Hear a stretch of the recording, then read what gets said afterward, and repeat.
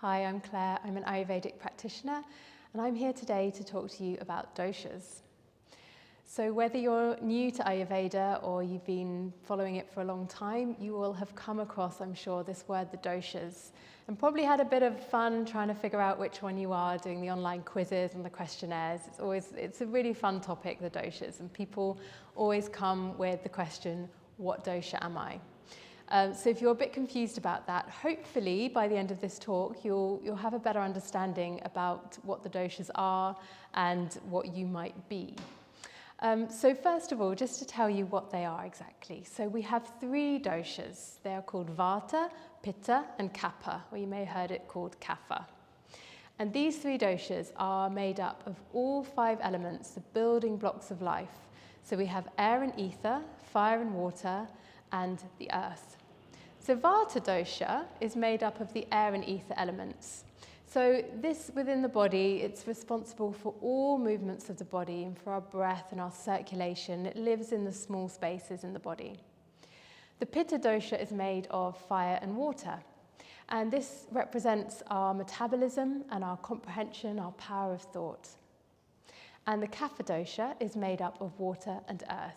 And this in our bodies is represented by naturally we have a lot of water in our bodies and lubrication, and also the cartilage and the bones, so these kind of building blocks of the body. So those are the three doshas, and those are how they form the different parts within us. But it's much, much bigger than that, as you've probably already found out. So doshas have a great deal of character and different characteristics about them. So the Vata person, typically, if you have a lot of Vata in you, you tend to have quite a skinny frame, quite tall, or often they can also be very short. They tend to be quite creative people, quite free-spirited. They can often go a little bit, when they're out of balance, into feeling a lot of anxiety, insomnia and that sort of thing. They can suffer with bloating. If you have a lot of the Pitta dosha in your constitution, then you tend to have quite an average frame. You can eat large amounts of food quite easily without really putting on or losing or gaining any weight at all. So they have quite an average type frame. They'll be prone more to kind of hot flushes, skin irritations, hot-headed as well, so they can sometimes get a bit irritable. And for the Kapha dosha, the people with more Kapha in their constitution tend to have a slightly more rounded figure, and they enjoy taking things easy. Kapha people are lovely, loyal, grounded people, very calm, but their sort of downfall is that they can sometimes go into that place of inertia where they would rather just have a little sit down and don't really get much done. So those are the three doshas. That's a bit of an idea of how they look in the body. But for most people, they're still confused at this point as to which one they are. Well, the first thing to remember is that we have all three within us. So we're all made up of Vata, Pitta, Kapha. And most often, one or two of those doshas is going to dominate. So it's quite unusual to have someone that's an exact amount of Vata, Pitta, and Kapha. So we usually have different ratios. The other thing to remember is there's something called Prakruti and Vikruti.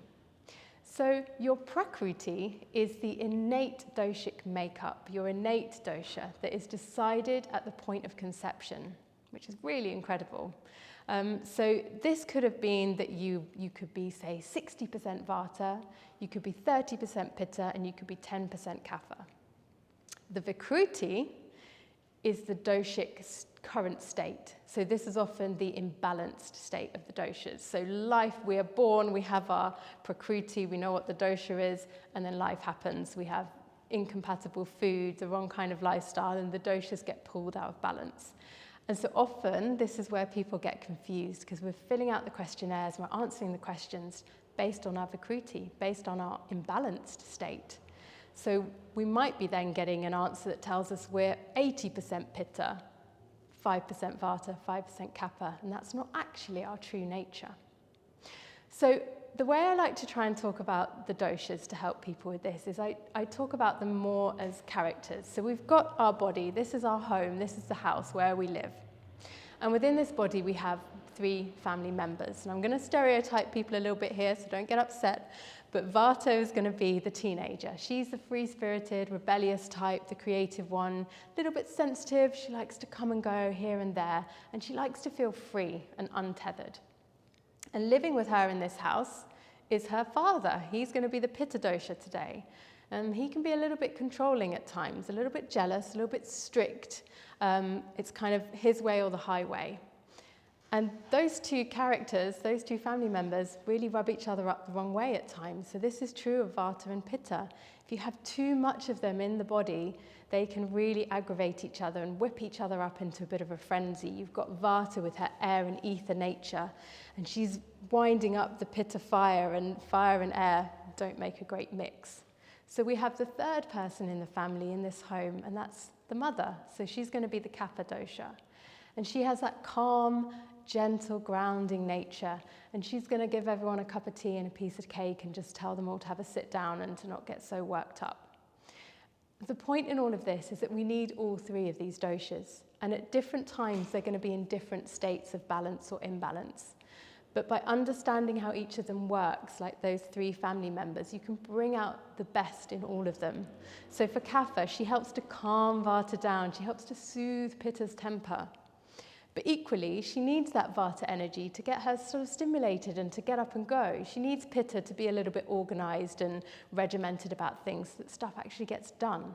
So we need all these doshas, and we need to kind of love all of them equally. And actually, you can worry a bit less about what dosha am I, because at the end of the day, the word dosha in Sanskrit actually means fault, the fault that lies within, the imbalance within.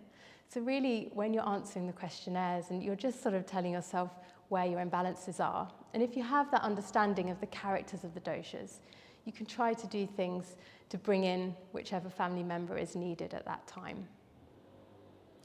Remember, as with everything in Ayurveda, it's all about creating balance. So we're doing the opposite of whatever the issue is. So if you feel like you're that Vata character and you're spinning out of control and things are going here, there, and everywhere, and there's too much Vata in your body, you want to do the opposite things. You've got too much air and ether, you're bringing in the earth and the water. If you feel like there's too much fire in your body, you want a little bit of the Vata, it's nice and cooling. You want a good dose of the Kapha, again, for that grounding and that soothing energy.